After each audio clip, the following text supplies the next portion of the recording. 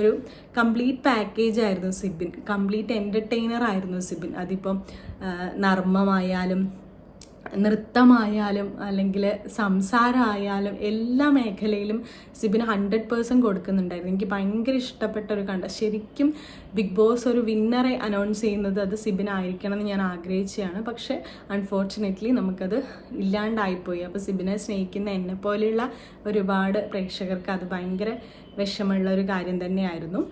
Okay, anyway നല്ലൊരു സിബിൻ പോയി.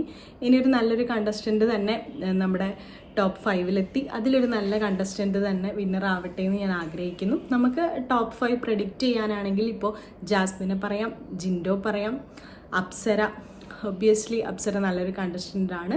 അത് കൂടാതെ നമുക്ക് അൻസിബയുടെ ഒരു സപ്പോർട്ട്, പുറത്തുള്ളൊരു സപ്പോർട്ട് കാണുമ്പോൾ അൻസിബ ഉണ്ടാവുമെന്ന് തോന്നുന്നു. പിന്നെ സിജോ, പിന്നെ നമ്മുടെ ഈ ശ്രീധുവിൻ്റെ അർജുൻ്റെ